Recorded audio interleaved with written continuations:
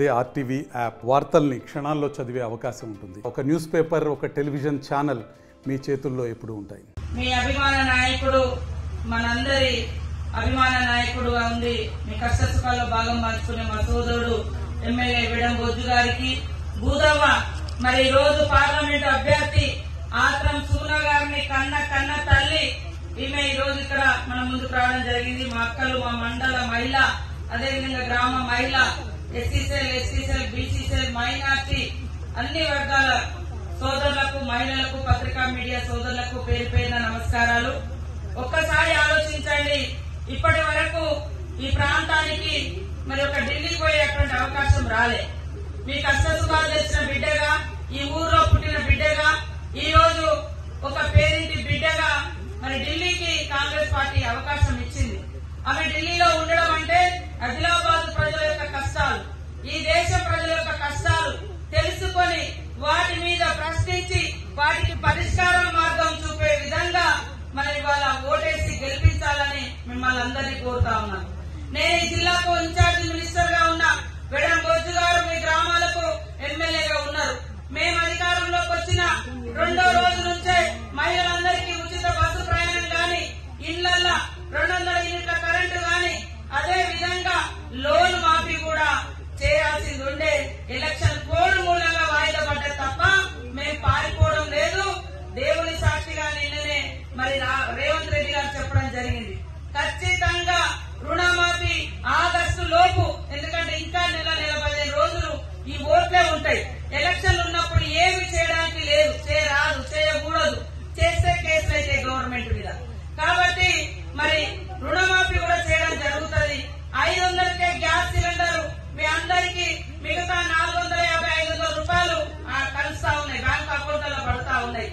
ఇచ్చిన ప్రతి మాట 5 లక్షలకు ప్రతి ఒక్కరికి 5 లక్షల తోటి ఇల్లు కట్టించే విధంగా ఇల్లు లేనటువంటి వాళ్లకు ఇవన్నీ కూడా స్టార్ట్ అవడం. సంవత్సరానికి 30 లక్షలు.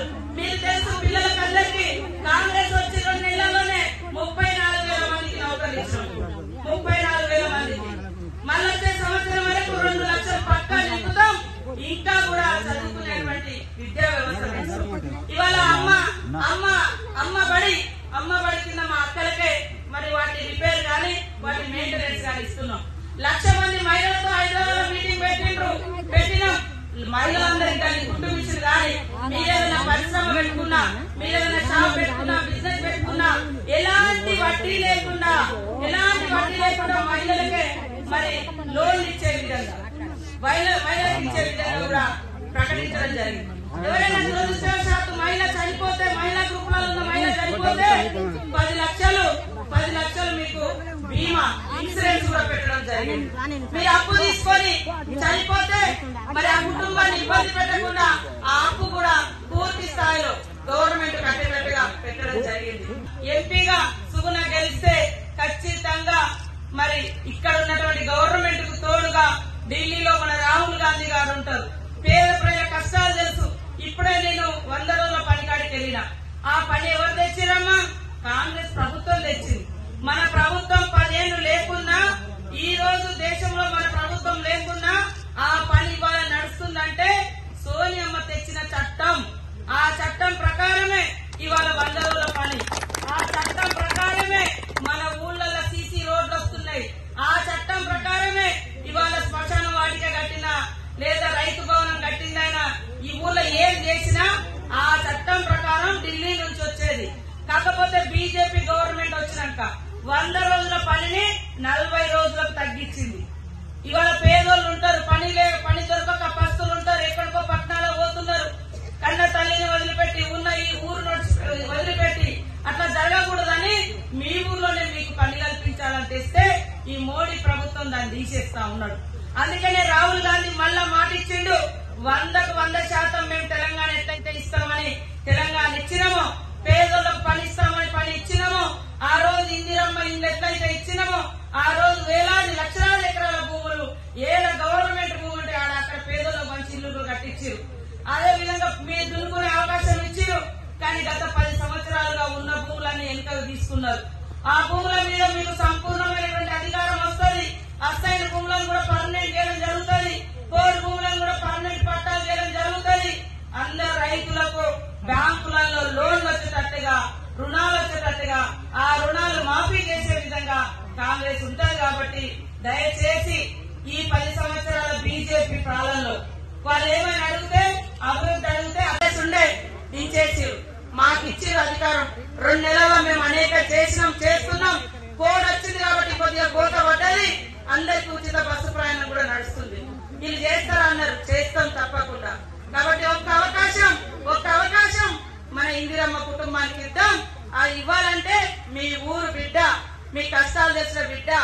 ప్రతి ఇల్లు తెలిసిన బిడ్డ మన సుగుణక్క.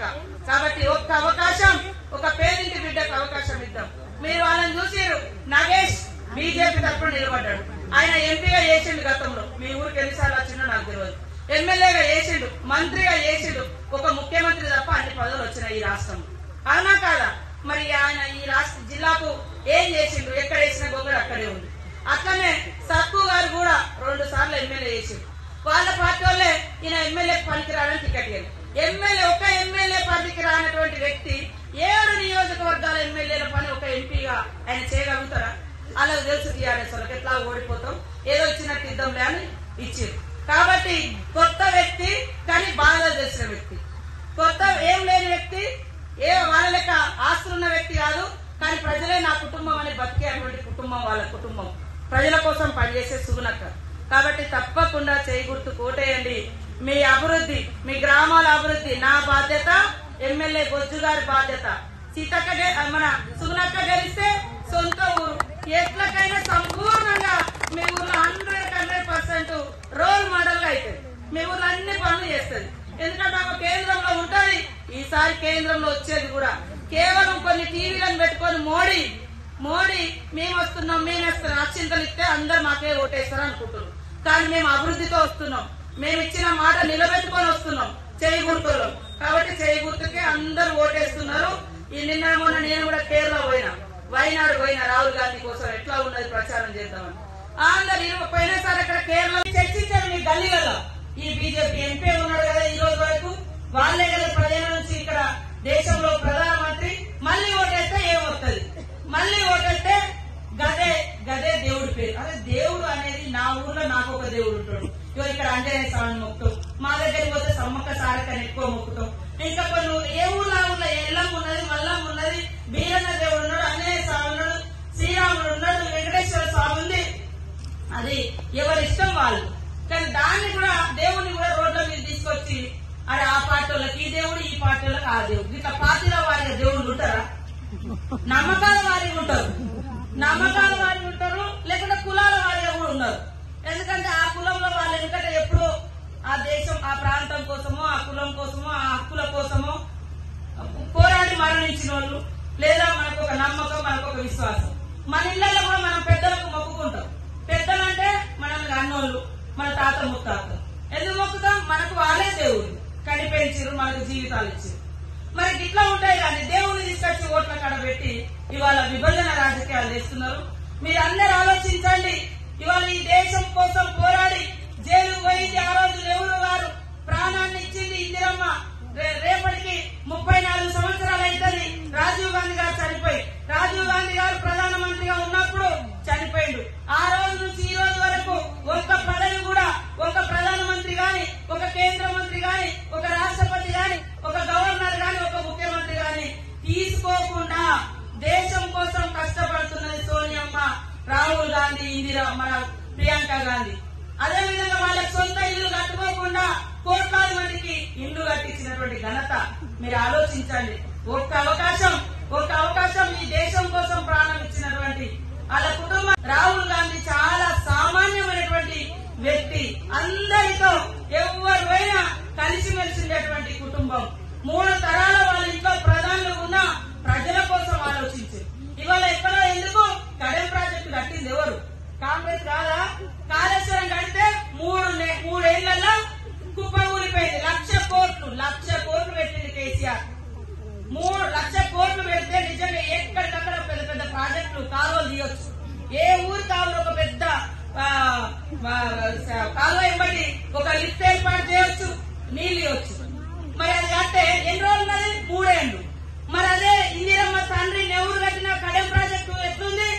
మొన్న వరద వచ్చి కూలిపోతే ఆయన రూపాయి ఇయ్యలే. మేము చూసి తెల్లారే మరి అదంతా పర్యటన చేసి కాంగ్రెస్ అధికారంలోకి వచ్చినాక 9 కోట్లు ఇచ్చి ఇప్పుడు రిపేర్ పనులు అవుతున్నాయి. కాబట్టి మీకు ఇటు వాటర్ ఆగిపోయింది. అది సంపూర్ణంగా రిపేర్ చేసే బాధ్యత మాది. అది కాంగ్రెస్. ఇవాళ కాళేశ్వరం ఒక్కటి కట్టి చెప్తున్నారు. కాంగ్రెస్ లక్షలాది చెరువులు కట్టించింది, వేలాది పెద్ద ప్రాజెక్టులు. ఇవాళ ఎంతో దూరం ఎందుకు?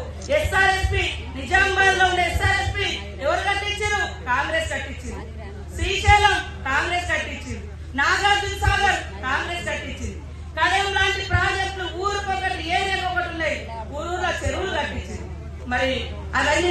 లేకపోతే ఈ ఊర్లలో బతుకుదేరు ఉంటుందా? మరి 1,00,000 కోట్లు పెట్టిందేమో 3 ఏళ్లకే మునిగిపోయింది, తేలిపోయింది, తెగిపోయింది. కాబట్టి దయచేసి మీరందరూ మీకు ఇచ్చిన ప్రతి గ్యారంటీ రాబోయే కాలంలో ఉపాధి హామీ కింద ప్రతిరోజు 100 రోజుల పనికి 400 కూలీ గ్యారంటీ. ఇది రాహుల్ గాంధీ గ్యారంటీ. ప్రతి మహిళకు సంవత్సరానికి 1,00,000 రూపాయలు వాళ్ళ అకౌంట్లలో వేసేది. ఇది రాహుల్ గాంధీ గారి గ్యారంటీ. ఎంపీ సీట్లుంటే 19 గెలిచినాయి. ఈసారి కేరళలో 20 సీట్లున్నాయి ఎంపీలు, 20కి 20 గెలవబోతున్నారు. అక్కడ ఇక్కడ కూడా 14 సీట్లు కాంగ్రెస్ ఎంపీలు గెలుస్తున్నారు. ప్రజల గుండెలలో కాంగ్రెస్ ఉంది. ప్రజలకు తెలుసు కాంగ్రెస్ ఉంటేనే పేదోళ్ళు బాగుపడతారు, పేదోళ్ళకి న్యాయం జరుగుతుంది. కానీ బీజేపీ వస్తే ఉన్నోళ్ళు ఇవాళ ఉన్నోళ్ళ కంపెనీల డబ్బులన్నీ మాఫీ చేసింది, కానీ రైతులకు మాత్రం చేయడం లేదు. కాబట్టి మన గవర్నమెంట్ ఆగస్టు నెలలో అందరి రుణాలు మాఫీ చేస్తాం. పట్టా లేనటువంటి వాళ్ళకి కూడా ఖచ్చితంగా రుణమాఫీ అవుతుంది, రుణాలు ఇస్తారు, ఇన్సూరెన్స్లు వస్తాయి, రైతు బీమా, రైతు బంధు అన్ని. ఈ ధరణి పోర్టల్లో జరిగినటువంటి దగా అంతా దాన్ని సరిచేసి మీ హక్కులు మీకు ఇచ్చే బాధ్యత మాది. నేను ఈ జిల్లాకు ఇన్ఛార్జిగా ఉన్నా కాబట్టి మీ కష్టాలని తెలిసిన వ్యక్తులుగా ఇటు ఎమ్మెల్యే గారు, అటు సుగుణ గారు, ఇటు నేను మీకు అదే విధంగా మన స్థానిక గ్రామ అధ్యక్షులు, కార్యకర్తలు, మరి మండల నాయకులు అందరం మీకు తోడుగా ఉంటామని తెలియజేస్తూ జై కాంగ్రెస్. మరిన్ని వీడియోస్ కోసం ఛానల్ ని సబ్స్క్రైబ్ చేయండి, లేటెస్ట్ అప్డేట్స్ కోసం వాట్సాప్ ఛానల్ ని ఫాలో చేయండి అండ్ లింక్ డిస్క్రిప్షన్ లో ఉంది.